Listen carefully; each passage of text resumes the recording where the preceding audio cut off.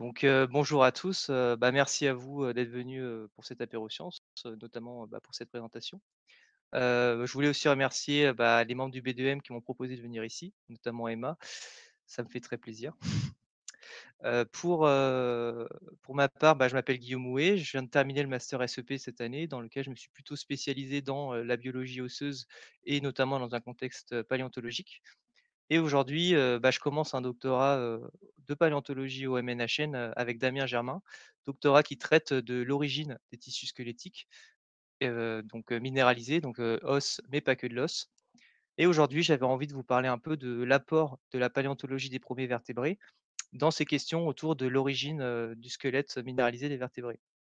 Donc j'avais envie de vous parler de ça tout d'abord parce que je pense que ça va vous intéresser, mais aussi parce que de manière générale, je trouve qu'on n'est pas énormément informé de ces questions-là, alors que beaucoup de gens font de la recherche sur, les, tissus squelettiques minéralisés des vertébrés. Donc pour commencer, on peut parler rapidement de la diversité actuelle, des éléments squelettiques minéralisés. Donc on pense tout de suite, à l'endosquelette, qu'on voit ici, mais il ne faut pas oublier que, dans ce squelette minéralisé des vertébrés, on a aussi tout ce qui est dents, les dérivés des dents comme, les défenses, aussi, certaines cornes, pas toutes, mais par exemple, les cornes des cervidés sont en os, donc ça compte. On pense aussi aux ostéodermes ici, dentatus, mais pas que des mammifères, on en retrouve aussi, chez les sauropsides. Il faut surtout pas oublier les écailles parce que les écailles sont aussi, minéralisées. Et en parlant des écailles, on pense aussi aux denticules de requin. Donc cette diversité, elle va aussi, comment dire? Illustrer une diversité, de développement, de structures, de compositions différentes et de manière générale, on peut, aller simplifier ça en 3 grandes origines développementales. Donc tout d'abord, on peut parler des origines ostéogéniques, donc ça va être tous les tissus qui vont être produits par les ostéoblastes. Donc ici, ça va concerner tous les tissus osseux, en fait. Dans mon cas, dans cette présentation, je vais vous parler de ces 3 types, d'os, à savoir, l'os endochondral, qui est en fait un os, qui va partir d'une ébauche cartilagineuse qu'on voit ici en bleu, qui va être petit à petit remplacé, détruit et remplacé par de l'os. Donc c'est ce qu'on va retrouver dans la croissance des os longs. À côté de ça, il y a, les os périchondrals et périostiques. Ça va correspondre, à un os qui va se déposer en périphérie d'une structure. Donc ici, ça va être le cas, de ce qu'on voit en marron tout au long de cet os long, qui correspond au cortex, en fait. Et finalement, on peut parler, des os dermiques qui vont avoir, un système d'ossification assez proche de l'os périchondral et périostique. Sauf que comme son nom l'indique, il va se mettre en place dans le derme, donc dans la peau et ça a cette allure-là à peu près un os dermique. Pour le coup, ça va être plutôt, les os plats, la plupart des os crâniens, par exemple. À côté de ça, on peut parler, des origines, odontogéniques. Ça va être les tissus qui vont être produits par les cellules qu'on appelle des odontoblastes. Donc c'est ce qu'on voit ici, d'ailleurs j'ai pas mis, mon petit laser. C'est ce qu'on voit ici. Les odontoblastes vont mettre en place la dentine, qu'on retrouve ici dans cette, dent de crocodile et ce qui caractérise souvent la dentine, c'est la présence de filaments, de cheveux là qu'on voit et l'origine de ces filaments sont en fait, des projections cytoplasmiques des odontoblastes. Finalement, on peut parler des améloblastes qui, eux, vont produire, l'émail dentaire, donc on retrouve ici sur cette dent de crocodile, là, la partie externe, donc qui est la partie la plus dure, la plus minéralisée. Mais il existe aussi des cas, intermédiaires, comme par exemple ici de l'émailloïde, de requin, qu'on retrouve en périphérie, qui est en fait produit à la fois par des odontoblastes et à la fois par des améloblastes.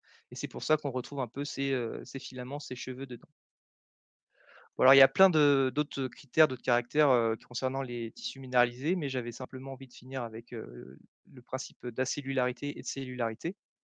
C'est ce qu'on retrouve, aujourd'hui, chez une bonne partie des vertébrés, on va retrouver des os cellulaires et ça ressemble à ça, en fait. Il y a plein de petites lacunes dans les tissus osseux qui sont remplies par des cellules qu'on appelle des ostéocytes. Mais il y a une partie des vertébrés actuels qui ont un os acellulaire. Donc, ça va être le cas de la majorité des télostéens. Comme vous voyez ici, il y a pas de présence de ces lacunes et de ces cellules. Donc maintenant, voici une phylogénie des vertébrés actuels, bon phylogénie simplifiée et on va placer un peu les caractères.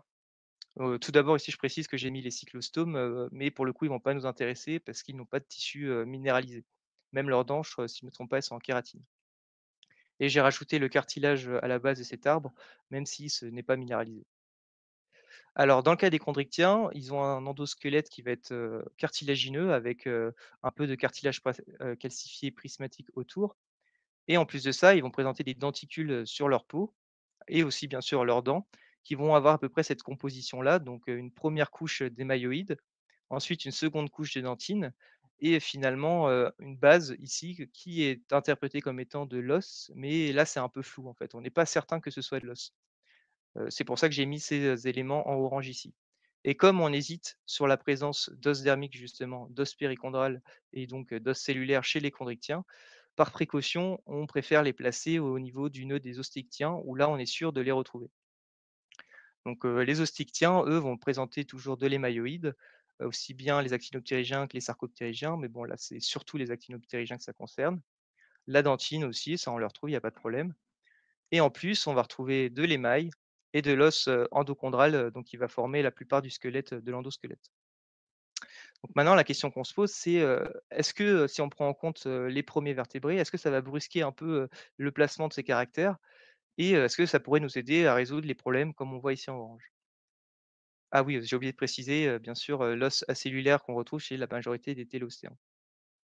Donc pour répondre, un peu à cette question, on va s'intéresser aux premiers vertébrés. Donc ils vont se situer ici et on va voir si ça change quelque chose à notre phylogénie. Donc dans un premier temps, on va s'intéresser aux plus anciennes traces de tissus, minéralisés qu'on retrouve au sein des vertébrés et ça correspond en fait aux conodontes.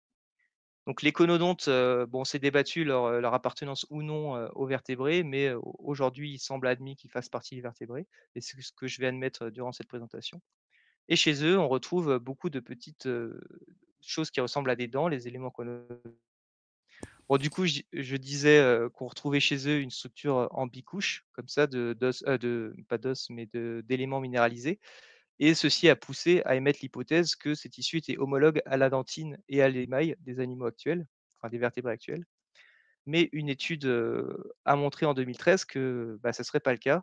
Pourquoi? Parce qu'en fait, cette structure en bicouche, on la retrouve, essentiellement chez les conodontes plus dérivés qu'on appelle des euconodontes, donc c'est ce qui est schématisé ici. Alors que chez les conodontes les plus primitifs, les paraconodontes et ben, on ne retrouve pas, cette structure en double couche. Cela voudrait donc dire que cette, partie hyper minéralisée par le dessus est apparue au sein des conodontes et donc qui n'est pas homologue à l'émail. Bon, cette couche-là pourrait être peut-être homologue à l'intentine, mais la composition, la structure, semble, complètement différente. Donc là, c'est un peu flou. Donc là, on repart un peu de notre phylogénie tout à l'heure. J'ai replacé la phylogénie, actuelle avec, les éléments dont on a parlé et à côté de ça, je rajoute les conodontes qui, pour le coup, nous apportent pas tant d'informations que ça sur l'origine du squelette minéralisé des vertébrés. Donc maintenant, on peut s'intéresser à la deuxième trace, la plus ancienne d'éléments minéralisés et on retrouve ça chez les ptéraspidomorphes. Alors les ptéraspidomorphes, eux, ils ont une allure de poisson, un peu primitif, mais ils sont super intéressants parce qu'ils présentent beaucoup d'éléments minéralisés. Notamment ces grandes plaques minéralisées qu'on retrouve au niveau de leur tête et aussi, par leurs nombreuses écailles minéralisées. Pour vous donner un exemple ici, voilà, Psammolepis, donc qui se fait, sauvagement attaquer et si on s'intéresse à la structure de ces plaques, minéralisées, eh bien, on semble observer, dessus un certain nombre de espèces de tubercules qui sont, clairement minéralisés. Là, ça se voit sur cette photo. Alors la question qu'on se pose, c'est en quoi ils sont, composés? Et pour répondre à cette question, on peut par exemple faire de l'histologie, donc couper dedans. C'est ce qu'on a fait, ici et je ne sais pas si ça vous rappelle quelque chose, mais ces petits, ces petits champignons qu'on voit ici, là, ces petits tubercules, ils présentent plein de filaments à l'intérieur et ça rappelle fortement, la dentine des, vertébrés, actuels. Donc pour le coup, cela voudrait donc dire que, les plaques minéralisées sont, surplombées de plein de petits éléments, qui ressemblent à des dents et de manière générale, des éléments qui ressemblent à des dents comme ça, on appelle ça des odontodes. En plus de ça, en plus des odontodes, on voit à la base qu'il y a un tissu minéralisé qui pour le coup ressemble plutôt à de l'os acellulaire et vascularisé. On semble même pouvoir distinguer ce qui ressemble à des ostéones. Bon, là, j'ai un peu triché pour ce taxon parce qu'en fait, il est pas si ancien que ça, il est plutôt dérivé chez les ptéraspidomorphes. Mais si on regarde chez les, premiers ptéraspidomorphes, les plus anciens, donc là, Astraspis, qui, date, de l'Ordovicien supérieur, donc là, on est autour de quand même de 460 millions d'années, c'est très ancien. Eh bien, on retrouve tout de même ces mêmes structures, c'est-à-dire ici au milieu, l'os, acellulaire, vascularisé, surplombé par ces odontodes, donc ces petits champignons là, composé d'une couche, avec des filaments qui ressemblent donc à de la dentine Et pour le coup, chez cet animal, on voit en plus, une couche hyper minéralisée par-dessus qui rappelle fortement, l'émail. Et pour le coup, là, il y a je sais pas si vous voyez, mais il y a des petits filaments à l'intérieur de cette couche, donc ça serait plus, de l'émailloïde que de l'émail, comme ce qu'on retrouve chez les dents de requin aujourd'hui. Alors pour en finir avec les petits raspidomorphes, je rajoute qu'il y a un autre élément qu'on retrouve chez eux, c'est une base en plus là de la partie supérieure en odontode, du milieu en os acellulaire vascularisé. On retrouve une base d'os acellulaire et lamellaire.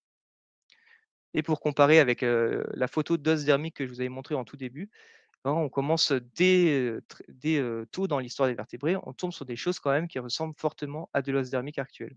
Bon par contre ici il n'y a pas de cellules à l'intérieur, là il y a des cellules. Donc on retourne sur notre phylogénie, on rajoute nos différents éléments, donc os dermique, dentine et mailloïde, et ceci chamboule déjà, ce qu'on avait écrit en introduction, parce qu'on hésitait sur la place de l'os dermique qu'on avait mis au nœud des ostictiens. Mais là, ça voudrait dire que, l'origine est beaucoup plus ancienne et que, il y aurait une réversion de, la possibilité de faire de l'os dermique chez les chondrichthyens.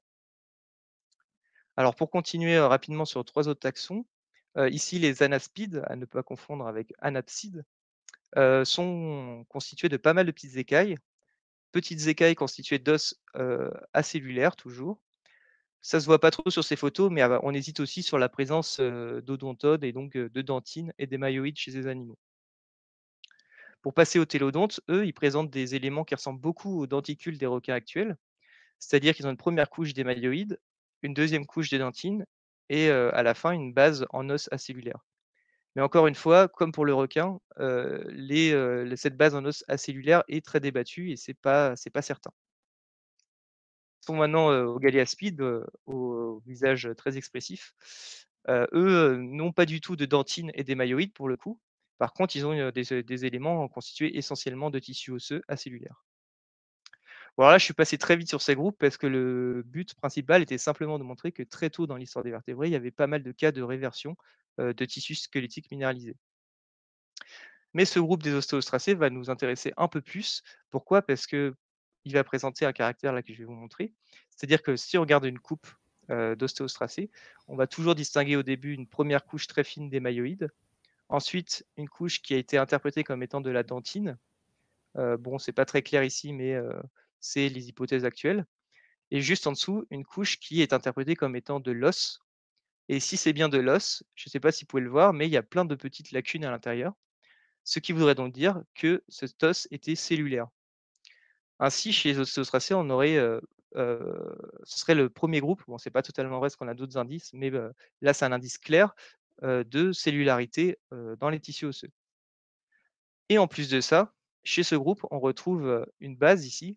Ici, on retrouve l'os cellulaire. Bon, c'est pas très clair, mais on voit p tous les petits points à l'intérieur et en plus de ça, il y a une base, sur cette structure, en os qui est interprétée comme étant de l'os périchondral. Donc ici, on peut rajouter la cellularité, des tissus osseux à cet endroit-là et aussi l'os périchondral, ce qui, encore une fois, chamboule ce qu'on avait mis en introduction. C'est-à-dire que ces 2 éléments ont une origine plus ancienne et encore une fois, ceci veut dire qu'il y a eu réversion de l'os périchondral chez les chondrichthyens et au passage, de l'os cellulaire. Bon, un dernier taxon fossile, c'est celui des placodermes, donc là qui est beaucoup plus connu. Lui, moi personnellement, j'aime beaucoup parce que lorsqu'on regarde ses coupes, quand on est un peu habitué à l'histologie osseuse et ben, on tombe sur des choses qui ressemblent déjà, beaucoup plus à ce qu'on retrouve, chez les animaux actuels, avec notamment ici du remodelage osseux, donc c'est-à-dire que des réparations de l'os en fait, qui ressemblent beaucoup à ce qu'on peut trouver aujourd'hui et en plus de tout à l'heure, donc là vous voyez que ça ressemble beaucoup, encore une fois à cet os thermique actuel, sauf qu'en plus de tout à l'heure, là on voit tous les petits points noirs, dans, les tissus osseux, ce qui veut dire qu'il y avait des cellules dans cet os. Oh, j'ai pas précisé, mais les placodermes ne présentent pas a priori d'émailloïdes et pour la dentine, certains taxons en ont, mais bon, pas tous. Donc maintenant, on arrive à nos animaux actuels. Donc on a vu qu'on a changé pas mal de choses par rapport à l'introduction et en plus de par contre non, il y avait un truc qui était plutôt sûr, c'était, que l'os endochondral, donc l'os qui forme, les os longs des ostictiens, ça, on était plutôt sûr de sa position, il y avait pas de doute là-dessus. Mais une étude qui vient tout juste de sortir semble, montrer que chez un animal qui ressemble à un placoderme, donc qui est représenté ici à gauche, On retrouve cet os ici en blanc, comparé à de l'os actuel ici en blanc. Je me souviens plus c'est quel animal, mais c'est peut-être un actinoptérygien. Et ben, cet os ressemble énormément et il se trouve que dans l'animal actuel, c'est un os endochondral. Ceci voudrait donc dire que dès le nœud des placodermes, on retrouverait, excusez-moi, de l'os endochondral. Là, c'est un cas très concret, donc on est plutôt sûr.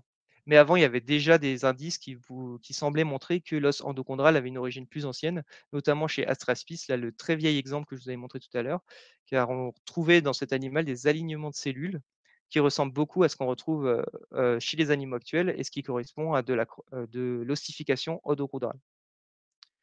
Ainsi, donc l'os endochondral, on peut le reculer au moins au nœud qui englobe les placodermes, si ce n'est plus, et ceci veut donc dire que l'os odochondral aurait aussi été perdu chez les chondrichthyens.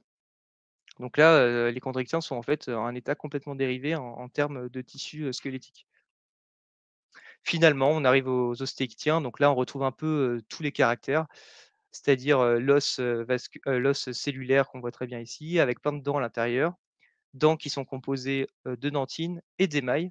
Là, c'est la première fois qu'on a de l'émail, c'est pour ça que je l'ai mis au nœud ici. Bien sûr, on a la mise en place de l'endosquelette, osseux. Avant, c'était plutôt un endosquelette, cartilagineux.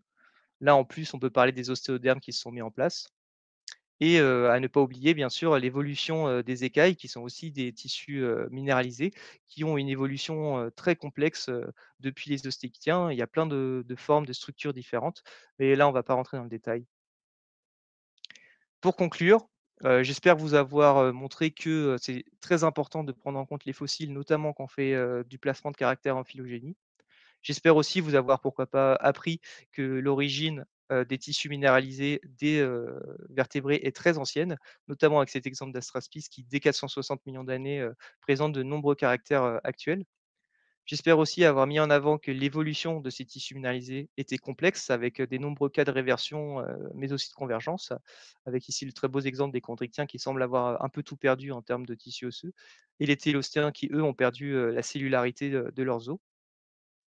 Mais finalement, je mets un petit attention parce que dans ma présentation, ça semblait plutôt clair, mais enfin, je l'espère. Mais en réalité, les choses ne sont pas aussi simples, évidemment.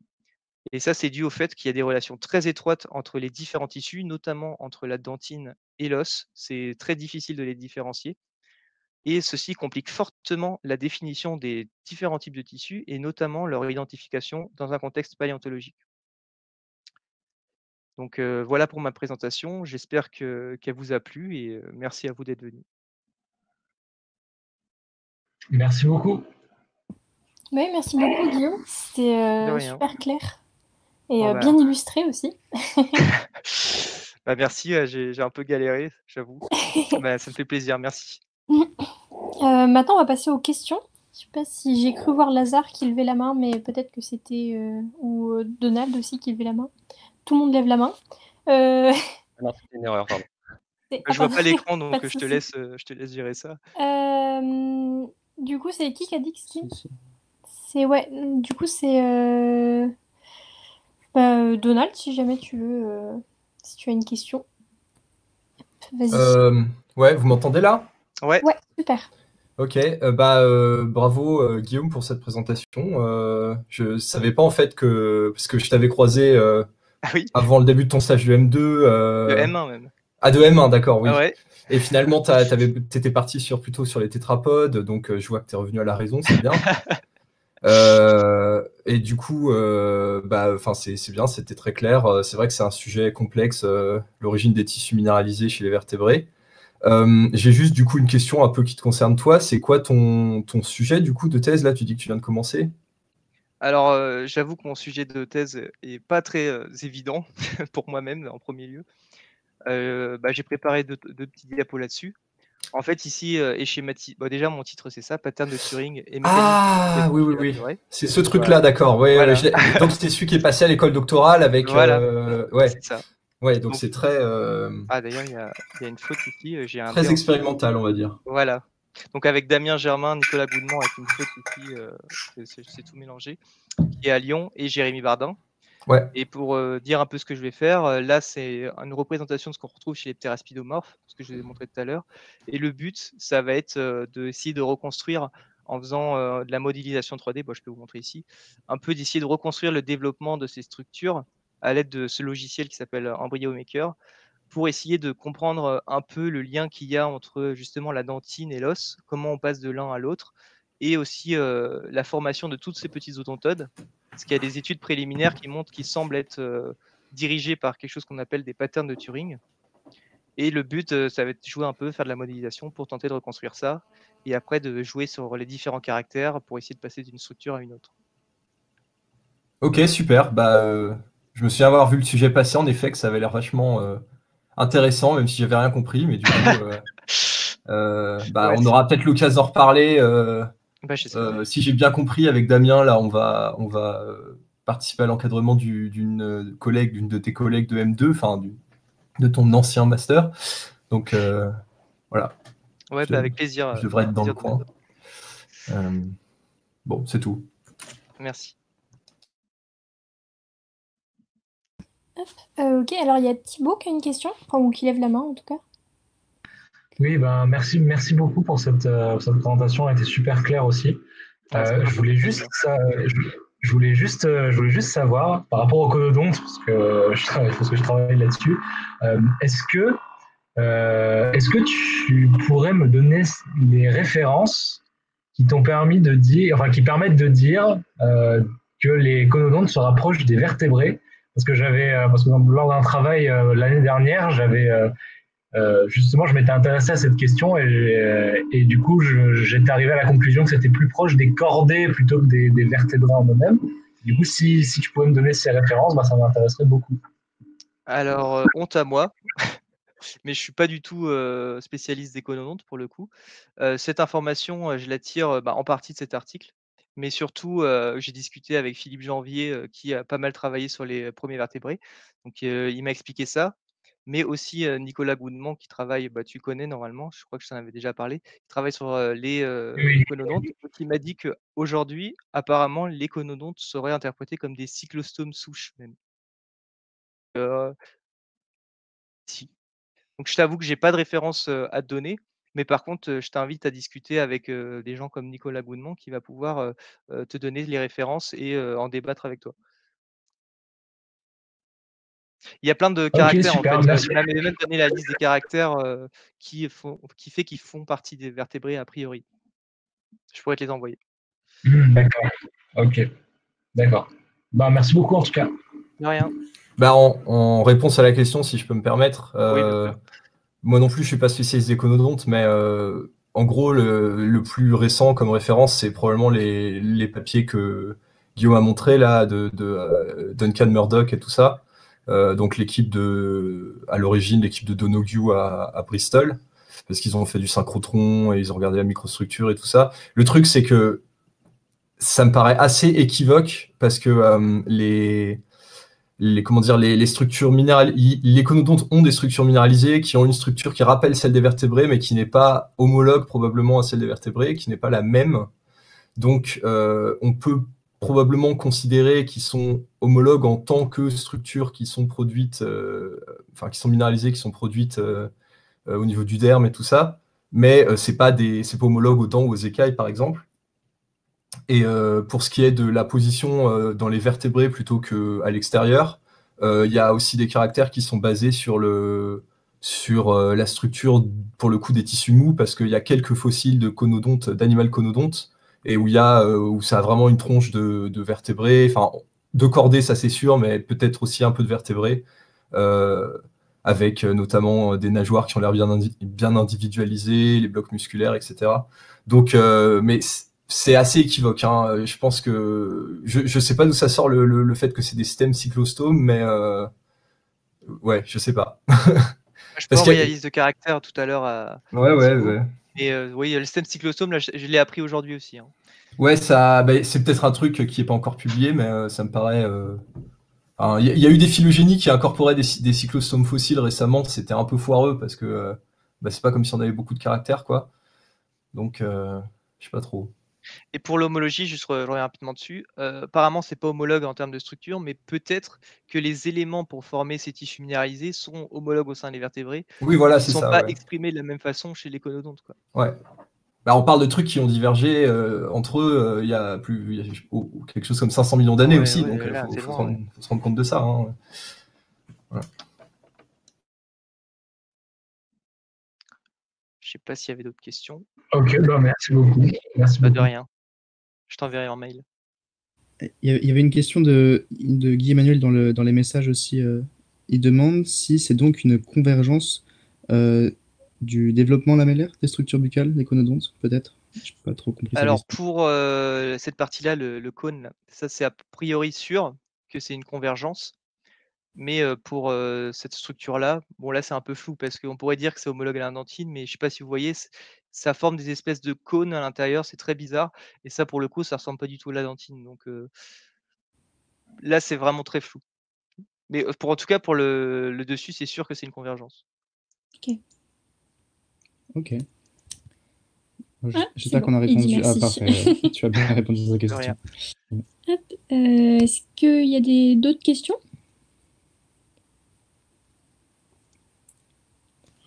Bah, encore une fois, si je peux juste préciser, parce que je suis en train de regarder un truc là.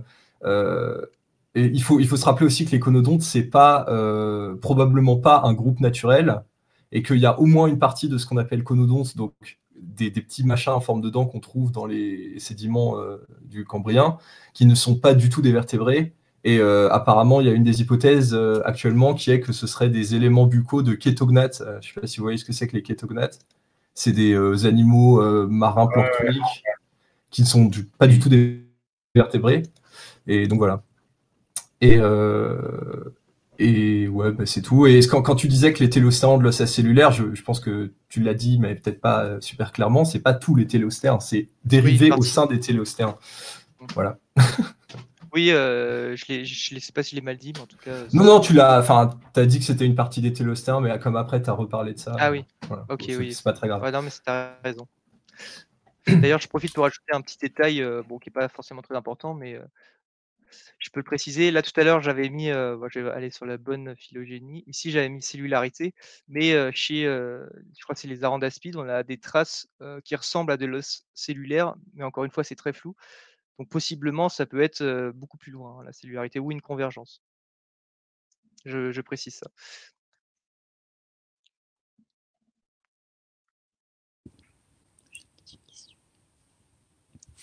Moi, j'ai une question, mais elle est peut-être bête. Donc, si elle l'est, je m'en excuse.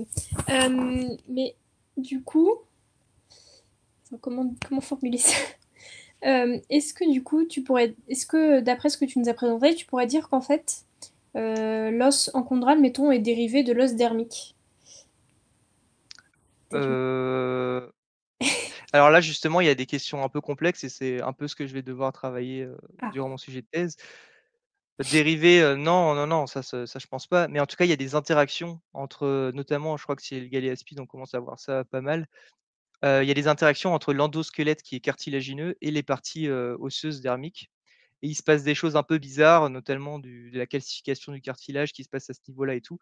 Donc là, c'est un truc qui est très flou. Et justement, dans ces modélisations, dans des objectifs, on va dire, idéaux, je vais essayer de construire de l'os dermique, de l'os endochondral à partir de ces interactions. Pour l'instant, je ne pourrais pas trop de répondre, mais tu pourras me la reposer, tu pourras me la reposer dans quelques années. Bah, Mais écoute, parfait. non, justement, c'est une vraie question, c'est pas du tout une question bête. Ok, bon bah je me tiens au courant à toi alors. Super, merci. De rien. Et d'ailleurs, je rajoute un fun fact, bon, fun fact pour moi. Dans le cas ici, je vous ai mis en conclusion ces figures et je vous ai dit que la relation entre tissu osseux et dentine est assez floue.